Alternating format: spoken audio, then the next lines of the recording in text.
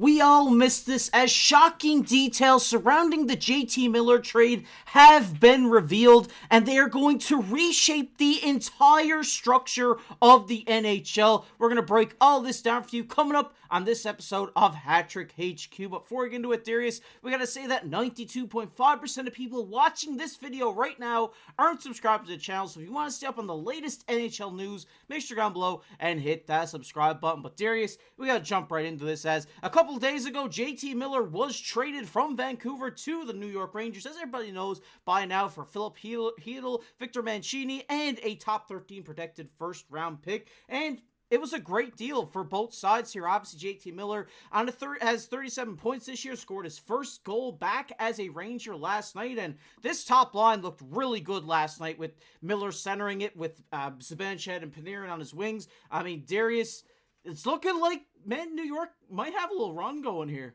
It looks like the New York Rangers could be making a push for the playoffs. And let me just say, from the New York Rangers side of things, I don't want to speak for all Rangers fans because there is a collection that did not like this trade or did not want JT Miller. But let me tell you, this was a fantastic trade. You get the best player in the trade. The salary cap is going up a lot after this season, so you don't have to worry about his contract. He's still very much in his prime. He's just coming off a 100-point season.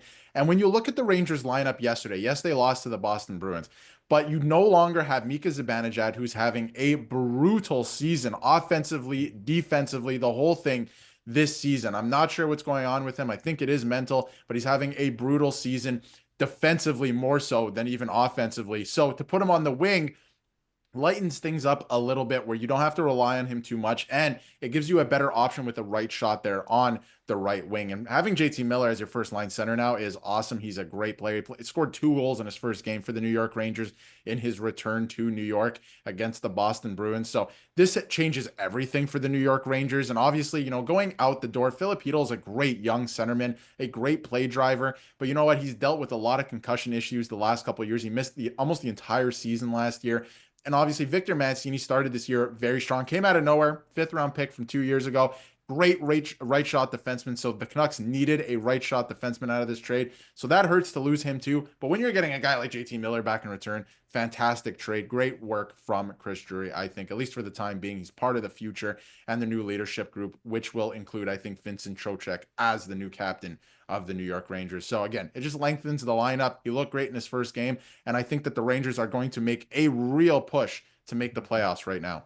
Yeah, and obviously there was some friction between Miller and some players in the Vancouver Canucks that led to this trade eventually happening. And, someone needed to go here in Vancouver, and JT Miller was unfortunately that guy that needed to go. I think great trade on both sides. I don't think one team got fleeced. I think it was a very even trade here. New York got their guy for this push towards the playoff spot that I really think they're going to have now, because Miller, he's a great player, and when you have him playing with great players like Panarin and Zibanejad, I know Zibanejad hasn't really been at his best this season, but I think now with, a new line mate, we will see him get going here. I really do believe in Zibanejad. He's one of my favorite players in the league, and I think he will get himself going here. But going back to that friction we just talked about, JT Miller spoke out on ESPN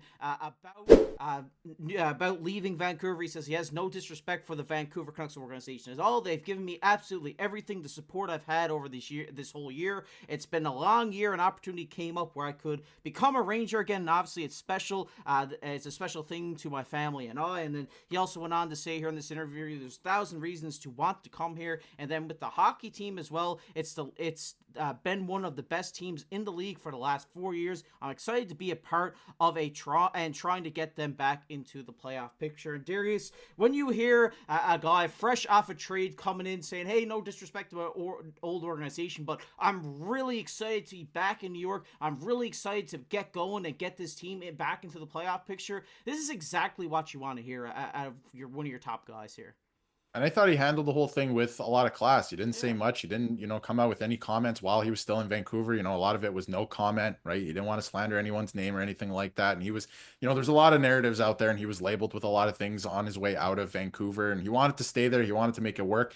But you had to think that JT Miller was the odd man out there. I don't think it was Elias Pettersson, right? Maybe he was being shot, but I think it was JT Miller the whole time. And again, now he moves to New York. He's happy to be here. He waived his no movement clause to come to the New York Rangers again. again. He's now again a New York Ranger. He's excited to be here. And like he said, the goal is to make the playoffs, right? Push for the playoffs at this point. You no longer have your first round pick, depending, right? Where you fall out of the playoff picture, if you fall out of the playoffs. But the goal now is to push to make the playoffs. And I think if the Rangers sneak in a wild card spot, because it's looking more and more likely by the day that it's probably going to be a wild card spot if they get into the playoffs.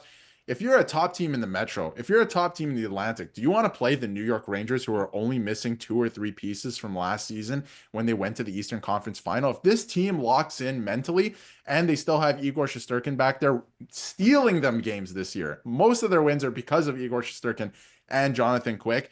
That is a tough playoff matchup. So he's here to drag them into the playoffs, to usher in this new era of New York Rangers hockey, even though he is getting a little bit older. I think it's very exciting for New York Rangers fans. And this is one of the most elite players, a real game changer at center. He can be a number 1 center on most teams in this league. Yeah, they had one of the best rosters on paper, and now adding Miller makes that a better roster on paper. They just haven't really been able to get clicking this year. It's been very odd to see this team with the star power they have, the great goaltender they have, kind of struggle. But I think if this, like you said, team can lock it in here and dig in, as McDavid would say, I think these guys could even get into a playoff spot. I wouldn't be surprised to get into a wildcard spot. And like you said, I wouldn't want to be the team on the opposite side of a 7-game series against the Rangers, because this is a team that once they're in the playoffs, they're always in for a dogfight here. And I really like this trade for the Rangers. I mean, Miller is a Ranger. I mean, he just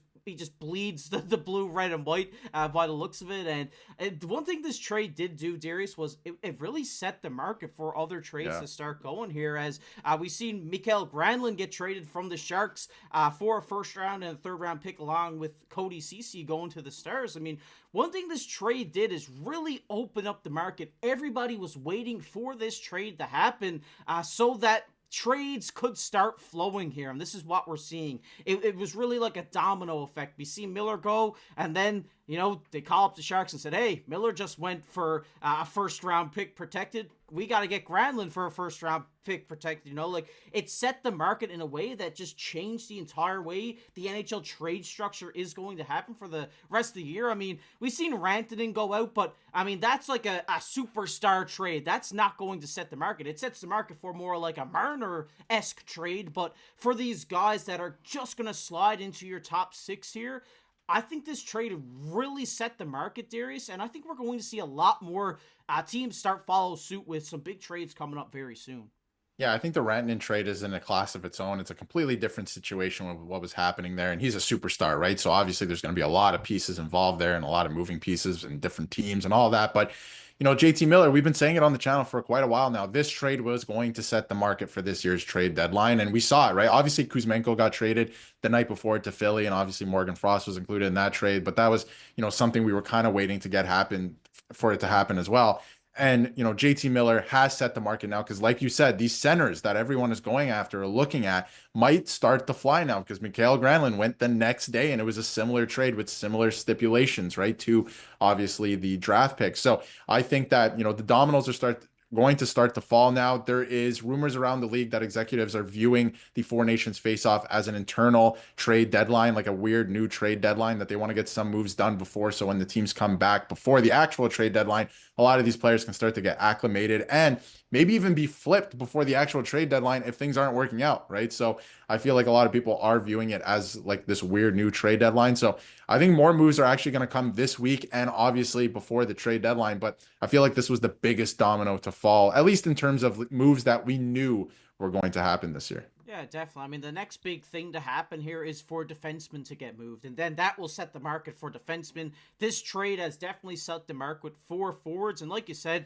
shaping up for a pretty boring deadline day in this year, because the Four Nations is kind of the cutoff for these GMs to say, hey, let's get our trades done now, because these guys are going into the Four Nations. They could get injured and we could not get the value back for them. So I think this is definitely an interesting situation, something we haven't seen in the NHL in a long time, since the Olympics have been around, really, that, these trades have happened pre a tournament happening. So it's very interesting. I think the market has been set, and I think it's fair value, especially that Granlund trade. I thought that was fair value. The Miller trade has been fair value. Even the Rantanen trade I thought was fair value. There hasn't really been any big fleeces releases yet in the trade market this year, but I'm sure there'll be one to come very soon. And a lot of trades are going to be flying here very, very soon before 4 Nations. If you don't want to miss out on any of the latest NHL trades, breakdowns, we're going to have it all here on the channel. So make sure you're down below, subscribe to the channel. We're on the road for 11,000 subscribers. I can't believe we're on the road for 11,000. If you had to tell me that last year, I would have been dreaming, but appreciate all the support you guys have been showing us over this past year. It's been amazing, and make sure you're down below, hit subscribe to the channel, join the best community on YouTube, and as always, I've been your host, Casey, alongside my co-host, Darius. Keep your stick on the ice.